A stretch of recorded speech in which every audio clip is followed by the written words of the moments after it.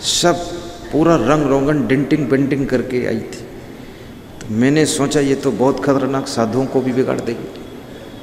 मैंने कहा तुम बेटी यहाँ से चली जाओ, पहले तो मुंह धो और बालों को खींचकर बांधो, मोबाइल घर में रखो और सिंपल कपड़े पहन कर आओ, दर्शन करो। क्योंकि ये सब अप्सराओं जैसी वेशभूषा ये ब्रह्मचारी साधुओं के लिए भी खतरे की घंटी है। यहाँ ये लफड़ा बनाकर मत आओ। तो उसको बड़ा संकोच लगा और गई वो। 1 घंटे के बाद स्नान करके सब सिंपल रूप में आई। किसी भी संत के पास जाओ तो सिंपल रूप में जाओ, बहुत ढेर आशीर्वाद मिलेगा वहाँ आपको, उनकी कृपा मिल जाएगी। जो मन में तुम्हारे शुभ कामनाएं हैं पूरी हो जाएंगी। आशीर्वाद आज भी है, लेकिन आशीर्वाद लेने लायक पात्र भी बनो और आशीर्वाद देने वाला भी योग्य व्यक्ति होना चाहिए। आशीर्वाद इतना सस्ता नहीं है कि सबको बोलते चले जाओ हो गया, उससे नहीं। आशीर्वाद लेने वाले पात्र बनोगे और आशीर्वाद देने वाला योग्य साधनाशील तपस्वी कोई संत मिलेगा तो आशीर्वाद आपको फलित जरूर होगा। याद रखना, आशीर्वाद में तो दम है, लेकिन देने वाले और लेने वाले में भी दम होना चाहिए, तो आशीर्वाद जरूर काम करें।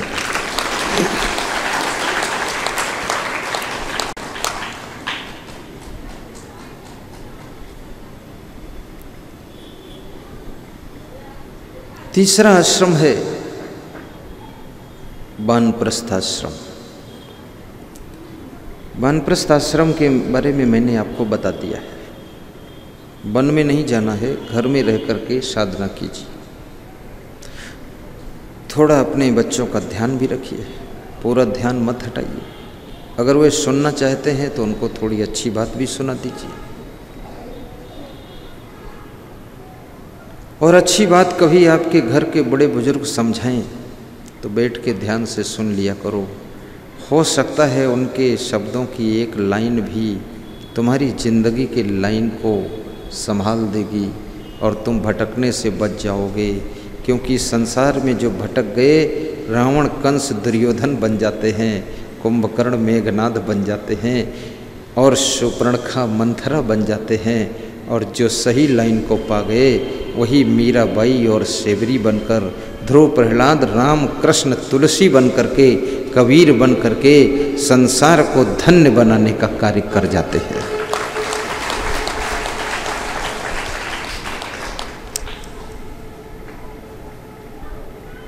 जीवन में एक बात का जरूर ख्याल रखना, तुमने इज्जत कमाई हो या न कमाई हो, सम्मान कमाया हो या न कमाया हो, लेकिन जो आपके पूर्वजों ने, आपके माता पिता ने, आपके सास ससुर ने, आपके दादा दादी ने जो यश कीर्ति सम्मान कमा कर रखा है, ये भी एक दौलत है, ये भी एक धन है। उसको कम से कम खोने से बचा लेना, उस इज्जत को बनाए रखना। क्योंकि सब कुछ पुनः पाया जा सकता है। मकान खोदोगे दूसरा खरीद लोगे, जमीन खोदोगे तीसरी खरीद लोगे,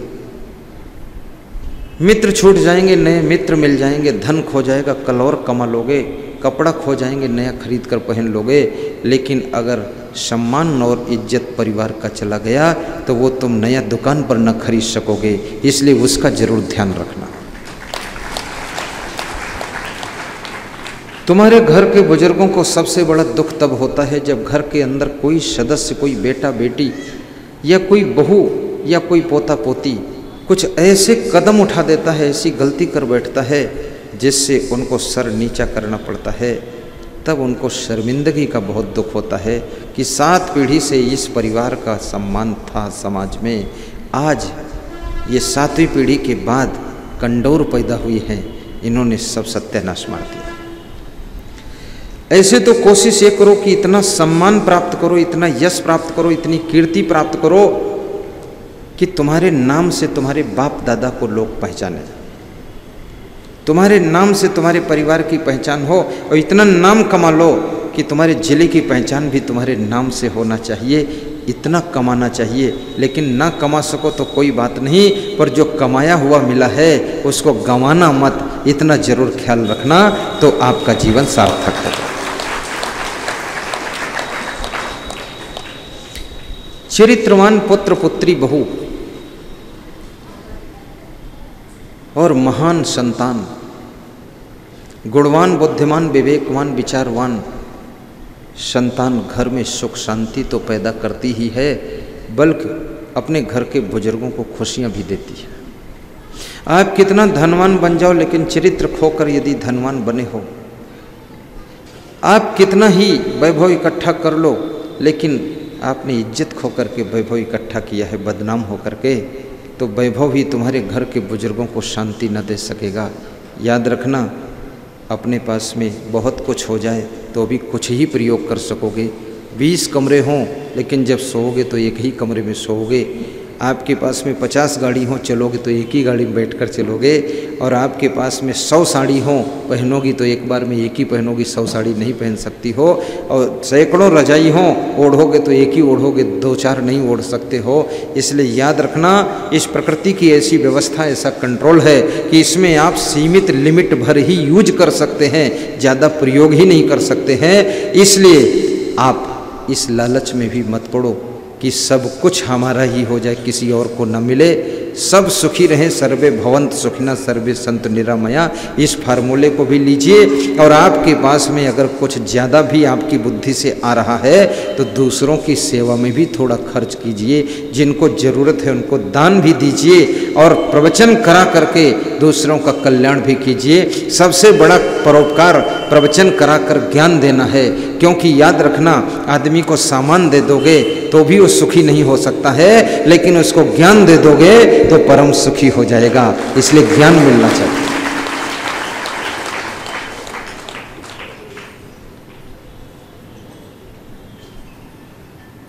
मुकेश अंबानी के बारे में सुना, उनके बेटे का विवाह हुआ और उस विवाह में बहू आई तो बड़े खुश हुए। और 3 दिन बाद मैंने सुना कि बहू के आने से उनको असंतुष्टि भी है कुछ। इतना बड़ा घर है, सोना चांदी हीरा उनकी छतों में जड़ा हुआ है, सीढ़ियों में जड़ा हुआ है, लेकिन मन असंतोष से भरा हुआ है। और लोग आज तक ये समझ नहीं सके कि ये सुख कहाँ मिलेगा। ज़्यादातर लोग समझते हैं बहुत कीमती जूते पहन लोगे तो सुख मिल जाएगा। कुछ लोगों की सोच है बहुत कीमती जो दुनिया की सबसे महंगी साड़ी हो वो पहन लोगे और पूरे फर्रुखाबाद में घूम जाओ, बहुत सुख मिल जाएगा। कितने लोगों की सोच है ऐसी घड़ी बांध लो, करोड़ों की घड़ी। अरे टाइम पर जागना नहीं, घड़ी क्या करेगी वो करोड़ों की तुम्हारी। पड़े रहते हो मरे चूहे जैसे, उठते नहीं हो और घड़ी बांधे बैठे हो, क्या फायदा इससे? उससे सुख मिलने वाला नहीं है। लेकिन आपके पास में पैसे हैं, अच्छी साड़ी पहन लो, अच्छे जूते पहन लो, अच्छी घड़ी बांध लो, अच्छी गाड़ी में चल लो, कोई हर्ज नहीं। पर याद रखना, सुख शांति तो तभी मिलेगी जब आपके पास में सद्बुद्धि होगी, सद्विचार होंगे, सद्गुण होंगे, सदाचार होंगे। और जब आपके पास में संतोष होगा, विवेक होगा, तभी आपको शांति मिल सकती है, अन्यथा शांति मिलने वाली नहीं। गोधन गज धन बाज धन और रतन धन खान, जब आवे संतोष धन सब धन धूरि समान। जब आवे संतोष सब धन धूरि समान। संतोषामृत तृप्ता नाम तत्सुखम शांत चेत साम, नच तद्धन लुब्धा नाम इतस्य एतस्य धावताम। उपार्जिता नाम वित्ता नाम त्याग एव ही रक्षणम तथा गोदर संस्था नाम परिवाह एवं वसाम। यदृच्छा लाभ संतुष्टो द्वंद्वातीतो विमत्सरा समा सिद्धाओ सिद्धो च कृत्वापि न निबद्धते। शांतुल्यम तपो नास्ति न संतोषात् परम सुखम न तृष्णया परो व्याधि नच धर्मो दया समा। संतोष बहुत बड़ी चीज़ है, लेकिन ज़्यादातर लोग संतोष का गलत अर्थ लगाते हैं। वो सोचते हैं जो है उसी में संतोष है, ऐसा नहीं है। आलसी होना संतोष नहीं, निकम्मा होना संतोष नहीं है। संतोष का अर्थ है सुबह से लेकर शाम तक कठोर मेहनत कीजिए और जो फल आपको शाम को मिलता उसमें अपने आप को संतुष्ट कीजिए, इसका नाम संतोष है। और काम ही न करना ये संतोष नहीं, ये आलस्य है। आलसी आदमी सदैव दुखी रहेगा, कंगाल हो जाएगा और बहुत डिस्टर्ब उसका जीवन होगा। कंगाल बनकर भी मत जियो, धनवान बन करके जियो, उन्नति करो, विकास करो, अच्छा मकान भी बनाओ, अच्छी गाड़ी भी लाओ, लेकिन साथ साथ में अच्छा सत्संग भी सुनो, अच्छा सत्संग कराओ भी, और अपने घर में सत्संग का वातावरण बनाओ।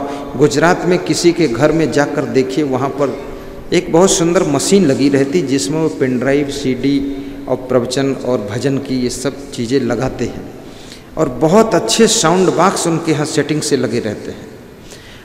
सुबह भी बड़ी मंद मंद आवाज़ में मधुर मधुर जब झाड़ू लगता है, पोछा लगता है, तो भजन बजता रहता है, और उसके बाद जब नाश्ता वो लोग करते हैं तो प्रवचन सुनते रहते हैं, और दोपहर में खाली होते तो फिर प्रवचन सुनते हैं, और शाम को जब खाली होते फिर प्रवचन सुनते हैं, और भजन भी सुनते हैं, संकीर्तन सुनते हैं। इसलिए गुजरात में सद्बुद्धि अधिक है, उन्नति भी अधिक है, शांति भी अधिक है। गुजरात में मेल प्रेम से ज़्यादा लोग रह लेते हैं। गांव में अगर किसी के यहाँ एक के यहाँ कार्यक्रम है तो पूरे गांव के लोग एक्टिव हो जाते हैं गुजरात में, कि मैं भी कुछ कर दूं। कोई रस्सी पकड़े बांध रहा है, कोई झाड़ू लगा रहा है, कोई टेबल उठा कर ले जा रहा है, तुम पहचान न सकोगे इसमें ये प्रोग्राम है किसका। ऐसा सहयोग की भावना है, और जिसमें सहयोग की भावना होती है, याद रखना, उसके कार्यों में प्रकृति सहयोग करती है, कुदरत सहयोग करती है। उसका कोई लक्ष्य उद्देश्य फेल नहीं होता है, उसको कुदरत ही सफलता दिला देती है।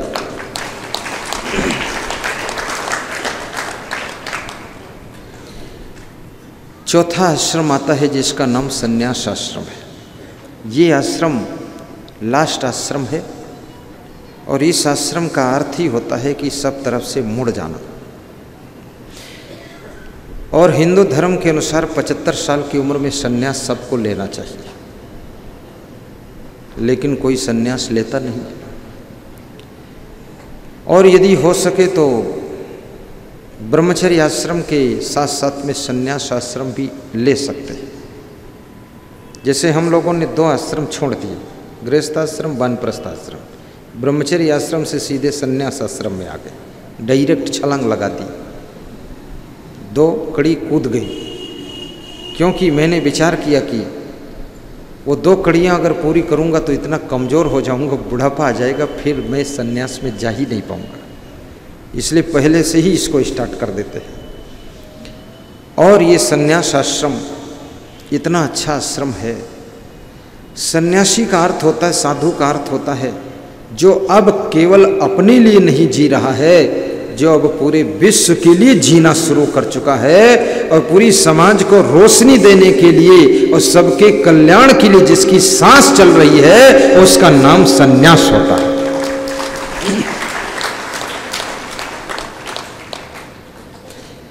आज मेरे पास में हरियाणा बल्लभगढ़ से फ़ोन आया, बोले कि कहाँ है? मैंने कहा फर्रुखाबाद। बोले आश्रम कब रहोगे? हमने कहा कभी नहीं। बोले तो चलते ही रहोगे? हमने कहा बिल्कुल, क्योंकि हम अगर आश्रम में रुक जाएं तो ये फर्रुखाबाद के लोग वहाँ प्रवचन सुनने कहाँ आ पाएंगे, और हम यहाँ आ गए तो सस्ते में आ गए, और इतने लोग 1000 लोग वहाँ जाएं, और मान लिया इनका 500 रुपये ही किराया लग जाए, तो 1000 को 500 से गुणा करो, जिसकी गणित अच्छी हो। 5 की जगह 5 रख दो, आगे 2 जीरो और बढ़ा दो, जल्दी बढ़ाओ। 1 दहाई सैकड़ा, 1000, 10,000, लाख, 5 लाख का खर्चा आ गया। चलो मैं ही जोड़ देता, 5 लाख। अब मैं यहाँ आया हूँ तो कितना, ये सब 1 लाख में निपट जाएगा। भगवान कृष्ण विदुर जी के यहाँ भी गए थे, तो भगवान से सीख लो, गरीब के घर भी जाना चाहिए, और जब गरीब के घर जाओगे तो तुम कृष्ण भगवान जैसी ऊंचाई पर पहुंच जाओगे, और वो विदुर बन जाएगा। भगवान राम सेवरी के यहाँ भी गए थे,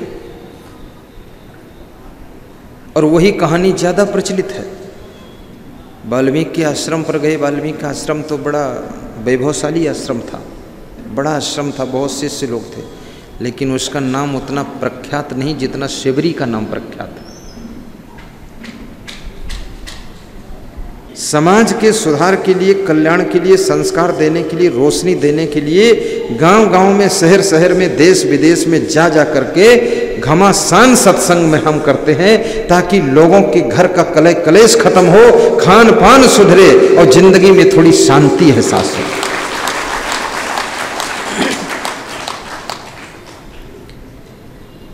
करोड़ों की जिंदगी के लिए जगत भर की रोशनी के लिए। गाइए, सब गाइए। करोड़ों की जिंदगी के लिए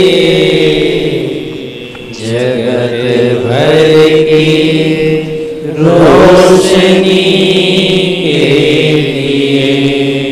हे संतों चलते रहना, हे संतों विचरते रहना, हे संतों चलते रहना, हे संतों विचरते रहना। लिखा है तेरे ही भाग्य में कि तेरा जीवन रहे त्याग में।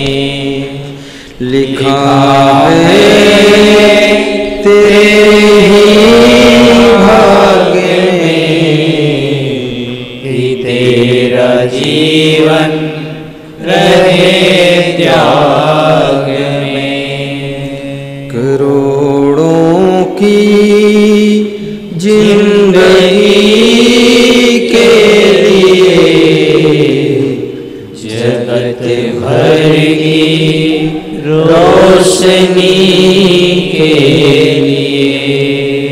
हे संतों चलते रहना, हे संतों विचरते रहना। बहुत बड़ी बात है। रोज रोज यात्रा करना, इस जिले से उस जिले में, इस प्रदेश से उस प्रदेश में, इस देश से दूसरे देश में जाना। हांगकांग की जब यात्रा किया मैंने तो 9 घंटे लगातार हवाई जहाज में बैठे रहना पड़ा। पूरा समुद्र के ऊपर हवाई जहाज चलता है। मैंने उसके कर्मचारियों से पूछा कितनी देर और लगेगी, तो बोले 2 घंटे और बाकी है यात्रा। मैंने कहा 9 घंटे बैठे बैठे तो बहुत थकान जैसी हो गई। कभी कभी 1,000 किलोमीटर अपनी गाड़ी से चलना पड़ता है। और मैं गरीब अमीर मुख्यमंत्री के भी प्रोग्राम करता हूँ, सबके कर देता हूँ। और मेरे प्रोग्राम करने का लक्ष्य सिर्फ समाज सुधार और लोगों को शांति